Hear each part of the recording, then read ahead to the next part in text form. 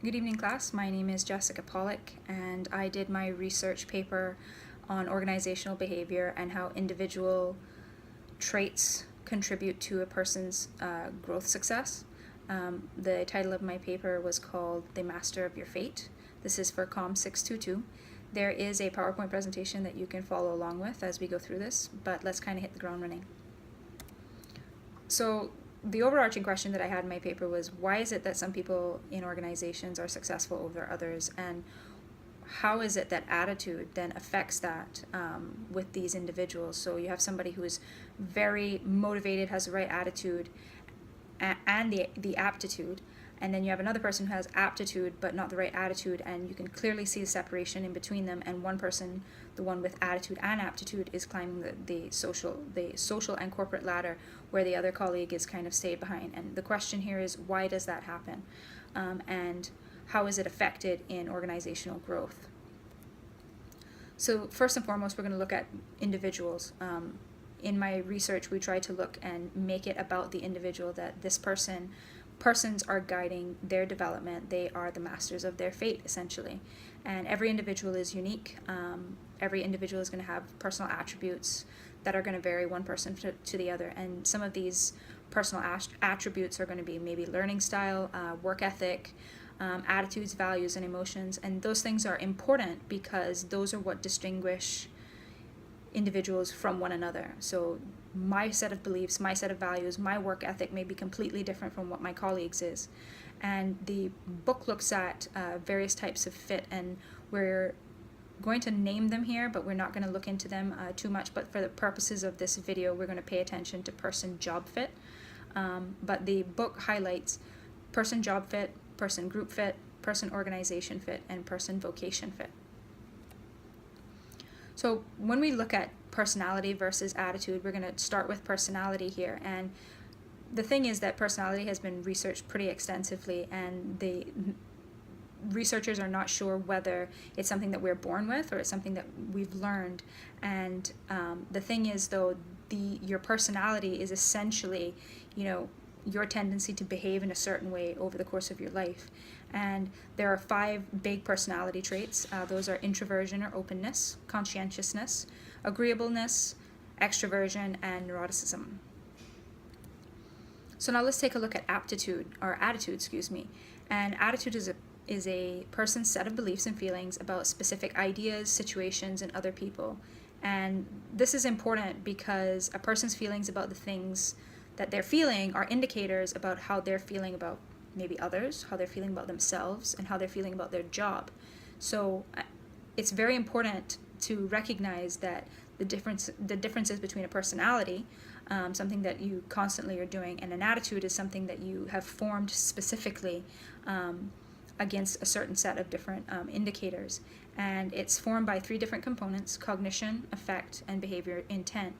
Cognition is a person's presumption about something. Affect is a person's feeling towards something.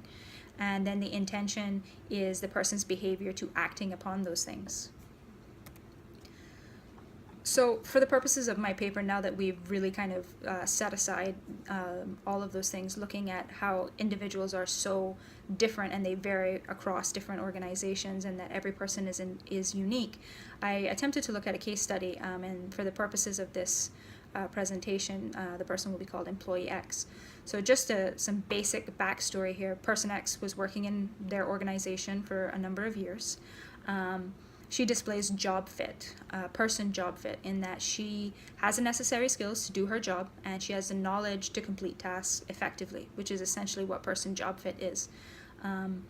But what happened in the time that she was there, she learned from other supervisors, but then those supervisors very quickly departed, and the organization was left in a place where they needed to fill some gaps, and they automatically just gave this person the role. They didn't go out to recruit. They just simply hired within and promoted her into this position, and that's very important. So just remember that as we continue in this video. But essentially, this employee had the necessary skills, because they have person job fit, to be able to fill this gap that the organization was having. But the employee lacked the essential components of being a team player and having the correct attitude. Now, I want to stop briefly and discuss what a frustrator is, because a frustrator is an environmental event or situation that interferes or prevents an individual from achieving or maintaining a personal goal at work. And this is really important in the example of employee X, because what happened next to her, what happened next for her could very well be a frustrator in her career. Bearing in mind that this person was simply promoted, she didn't have to fight for the job. She simply was thrown into the position.